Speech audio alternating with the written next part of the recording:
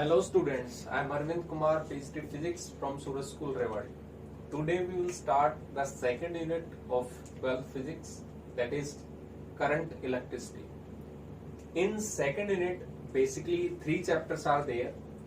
First one is electric current and resistances, in which we study about the current, how we can calculate what is the relation with various parameters, and next one is resistances. What is resistance, how we can calculate if the resistors are connected in series, parallel and combined combinations. And the second chapter in second unit is electric measurement.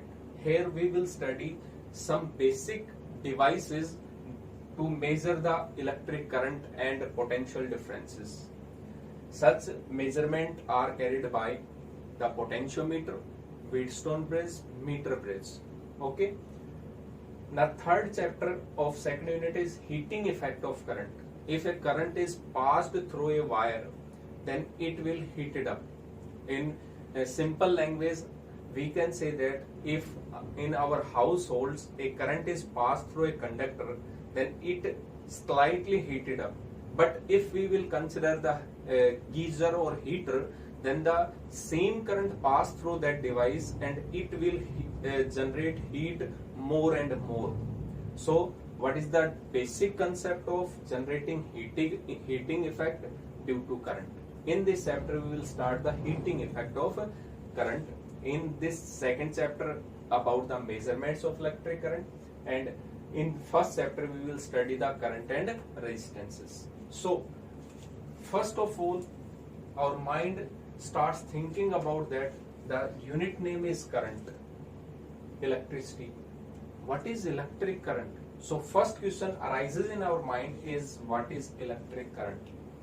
We have studies in first unit that charges. If I will say this is a conductor wire, एक wire है simple conductor का, और इस conducting wire में अगर मैं कहूं कि फ्री चार्जेस होते हैं, लेकिन हम यहाँ पे रैंडम मोशन की बात नहीं कर रहे, मैं यहाँ पे कहूँ कि एक फिक्स्ड डायरेक्शन में चार्ज मूव करना स्टार्ट कर रहे हैं. ठीक है, यहाँ पे अगर मैं कहूँ कि ये एरिया ऑफ क्रॉस सेक्शन, यहाँ पे एक पर्सन को मैंने स्टेंड कर दिया, अगर सिंपल में समझे तो यहाँ पे एक सेकंड में कितने चार्ज कैरियर, अगर मैं यहाँ पे कहूँ कि एक सेकंड में कितने चार्ज कैरियर पास कर रहे हैं through that conductor is called current. Basically यहाँ पे डेफिनेशन पे जाए तो वही है डेफिनेशन, सिर्फ टेक्निकल टर्म्स में है. The rate of flow of charge, the rate of flow of charge is called current. Basic में रेट का मतलब होता है पर यूनिट टाइम, पर टाइम. जैसे मैं यहाँ पे इसी लैंग्वेज में जैसे हम पहले समझ रहे थे, इस पर्सन ने काउंट किया कि 5 सेकंड में 5 कूलम चार्ज है वो फ्लो कर रहा है, कि यहाँ पे 5 कूलम चार्ज है वो फ्लो कर गया, तो एक सेकंड में कितना होगा 5 अपॉन में 5 कूलम पर सेकंड, यानी कितना आ गया 1 एम्पियर कहेंगे इसको सिंपल लैंग्वेज में. तो कितने टाइम में, यहाँ पे पर यूनिट टाइम है, अब आप उसको मिनट में भी कह सकते हैं, आवर्स में भी कह सकते हैं, बट यहाँ पे एसआई स्टैंडर्ड के अकॉर्डिंग अगर हम रेट को, टाइम को अगर डिफाइन करें तो what is the SI unit of time is second. So basically we consider per unit second. तो यहाँ पे अगर हम कहें कितना चार्ज है वो फ्लो कर रहा है, rate of flow of charge, कितना चार्ज यहाँ पे फ्लो कर रहा है per unit time is called current. अगर मैथमेटिकली हम इसको लिखना चाहें मैथमेटिकली, तो मैथमेटिकली बेसिकली क्या हो गया, यहां से देखें तो सिंपल यूनिटी रूल ही तो है, एक सेकंड में कितना चार्ज फ्लो कर रहा है दैट इज कॉल्ड करंट. तो यहाँ पे मैथमेटिकली अगर मैं लिखूं तो I is equal to D Q upon में डी टी. अगर कहीं पे चेंज हो रहा है कंटिन्यूसली कि 5 सेकंड में 5 कूलम गया, फिर नेक्स्ट 5 सेकंड में 4 कूलम, तो हम वहां पे क्या करते हैं इंस्टेंटेनियस वैल्यू कैलकुलेट करते हैं. तो इंस्टेंटेनियस के लिए क्या करेंगे, in small time difference the charge crossing that point is D Q. Small time में चार्ज कितना फ्लो कर रहा है डी क्यू, स्मॉल चार्ज. तो इसका मतलब ये जो करंट होगा वो कौन सा होगा, इंस्टेंटेनियस करंट. 11th में भी डिस्कस करते हैं हम instantaneous acceleration, average acceleration, average velocity, instantaneous velocity, वही सेम प्रोसेस. स्मॉल लेंगे, स्मॉल स्मॉल डिफरेंसेस कि यहाँ पे 1 नैनो सेकंड में चार्ज गया इतना स्मॉल चार्ज जाएगा, तो इसका मतलब इंस्टेंटेनियस वैल्यू की आप बात कर रहे हो, तो यहाँ पे वही है current, I equal to D Q. Otherwise आप लिख सकते हो इसको चार्ज अपॉन में टाइम, कितना चार्ज फ्लो कर रहा है कितने टाइम में, that is called current. Basic terms ये थी यहाँ पे, I equal to D Q upon में डी टी। ठीक है, यहाँ पे अगर इसकी यूनिट की हम बात करें तो यूनिट क्या होगी बहुत अच्छे से पता, अगर बेसिक में जाए तो चार्ज की यूनिट हमने कूलाम पढ़ी है, टाइम की यूनिट हम एसआई में सेकंड मानते हैं, बट इसको एक साइंटिस्ट के नेम पे मानते हैं, इसलिए इसकी यूनिट हम क्या मान के चलते हैं, एम्पियर, जिसको हम ए से डिनोट कर देते हैं। ठीक है, तो करंट की बेसिक यूनिट कूलाम पर सेकंड भी है, बट साइंटिस्ट के नेम पे इसको क्या बोल देते हैं, एम्पियर। डायमेंशन फॉर्मूला भी आपको पता है इसका, चार्ज का हमने पढ़ा था, ड्राइव्ड पैरामीटर है I T, that means current का ए और टाइम का टी होता था। यहाँ पे टाइम से टाइम कैंसिल आउट, तो यहाँ पे बेसिक क्या आ जाता था, 7 फंडामेंटल क्वांटिटीज में करंट एक क्वांटिटी होता है, इसका मतलब ये बेसिक क्वांटिटी है, तो बेसिक क्वांटिटी का डायमेंशन फॉर्मूला हम क्या लिखते थे, एम्पियर, ए लिखते थे। अच्छा, थर्ड टर्म्स, ये स्केलर है या वेक्टर है, तो आप कहोगे कि sir it is a scalar, इसकी डायरेक्शन भी है मैग्नीट्यूड भी है, but it is a scalar quantity. और स्केलर क्वांटिटी क्यों कह रहे हैं, because it doesn't obey vector rule of addition, यानी जो वेक्टर के ही रूल ओबे नहीं करेगा तो हम उसको वेक्टर क्वांटिटी तो नहीं कह सकते, इसलिए क्या है, scalar quantity, it is scalar quantity. Simple words में इसको समझाते हैं, मान लेते हैं यहाँ पे हमारे घरों में भी होता है वायर के कनेक्शंस, यहाँ पे 5 एम्पियर करंट है, ये ज्वाइंट है यहाँ पे जंक्शन, तो यहाँ पे एक वायर ऐसे चला गया, एक वायर ऐसे चला गया, ड्यू टू देयर रेजिस्टेंस इधर 2 एम्पियर करंट है, इधर 3 एम्पियर करंट है, इन दोनों के बीच में एंगल हम मान लेते हैं 60 डिग्री है। अगर ये वेक्टर क्वांटिटी होता तो एंगल में चेंज करेंगे तो वेक्टर क्वांटिटी की वैल्यू क्या होनी चाहिए थी, चेंज।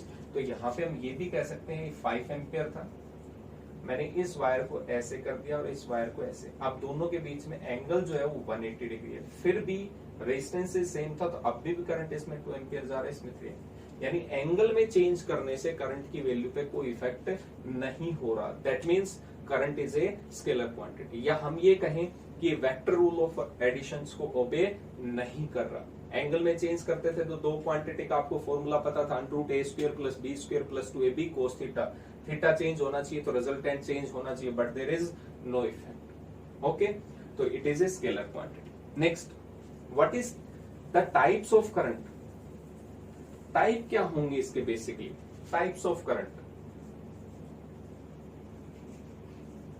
टाइप्स ऑफ करंट,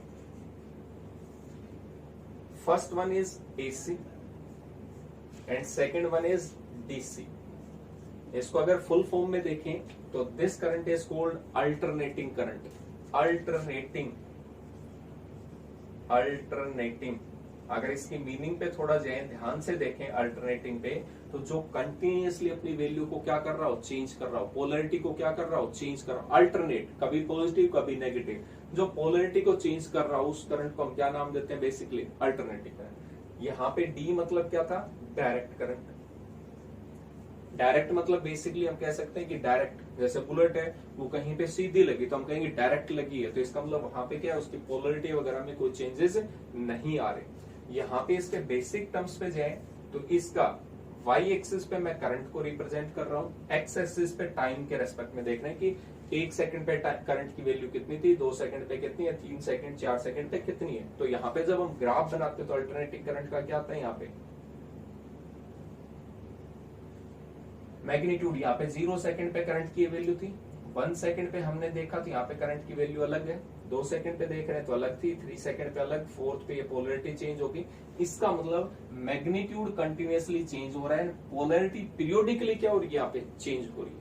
तो इसका मतलब that current that changes its magnitude continuously and polarity periodically is called alternating current, जो अपनी वैल्यू को कंटिन्यूअसली चेंज कर रहा है, इसलिए हम एसी करंट। हमारे घरों में जो सप्लाई आती है वो एसी की आती है, हाउसेस, ठीक है, कितने वोल्ट की आती है, 220 वोल्ट। ये आरएमएस वैल्यू होती है, ये पीक वैल्यू नहीं होती। यहाँ पे जो मैक्सिमम की बात कर रहे हो ये होती है 311 वोल्ट, जब हम इस चैप्टर को डिस्कस करेंगे इन 4th unit the alternating current, ठीक है, वहां पे बताएंगे कैसे आती है। यहाँ पे 220 वोल्ट जो होती है वो आरएमएस वैल्यू होती है, एक तरीके से हम कह सकते हैं इनका थोड़ा मीन हम कैलकुलेट करते हैं तब जाके वो वैल्यू आती है। यहाँ पे फ्रीक्वेंसी भी होगी, जो वैल्यू कंटिन्यूअसली चेंज हो रही हो, तो कंटिन्यूअसली अगर मैं कहूं कि मैंने यहाँ पे फ्लिप किया फ्रीक्वेंसी के टर्म्स में, 1 सेकंड में कितनी बार कर रहे हैं हम, that is number of repetitions in 1 second, SI terms के अकॉर्डिंग। आप मिनट में ले सकते हो, आवर्स में ले सकते हो, बट एसआई के अकॉर्डिंग हम पर सेकंड। तो मैंने 1 सेकंड में 3 टाइम्स क्लैप किया, तो इसका मतलब फ्रीक्वेंसी कितनी होगी, 3 हर्ट्ज। यहाँ पे भी हम देखें कि 1 सेकंड में अगर मैं यहाँ पे खड़ा हो जाता हूँ, 1 सेकंड में कितने ऑसिलेशन यहाँ से क्रॉस कर गए, that is called its frequency. तो ये चेंज हो रहा है, इसलिए यहाँ पे फ्रीक्वेंसी भी होगी। और जो हमारे हाउस होल्ड में फ्रीक्वेंसी आती है वो आती है 50 हर्ट्ज। कितनी आती है, 50 हर्ट्ज की सप्लाई आती है। तो टाइम पीरियड और फ्रीक्वेंसी में आपने रिलेशन पढ़ा हुआ था, 1/f, फ्रीक्वेंसी में पता है 1/50, दैट मीन्स 0.02 सेकेंड्स। ये कंप्लीट यहां से लेके और एक ऑसिलेशंस कंप्लीट करने तक, यहां तक जो टाइम लगेगा उस टाइम में कितनी आएगी, 0.02 सेकेंड्स की वैल्यू आती है। तो ये तो था अल्टरनेटिंग करंट। कहां से मिलता है, जनरली जो हमारे घरों में सप्लाई आती है, जो एसी जनरेटर्स होते हैं उनके थ्रू जो सप्लाई मिलती है वो अल्टरनेटिंग करंट है। आगे इसके एडवांटेज डिसएडवांटेज भी पढ़ेंगे, लास्ट में देखते हैं। डीसी मतलब डायरेक्ट, इसका मैग्नीट्यूड चेंज नहीं होगा विद रेस्पेक्ट टू टाइम। यहाँ पे वाई एक्सिस पे करंट ले रहे हैं, एक्स एक्सिस पे टाइम है।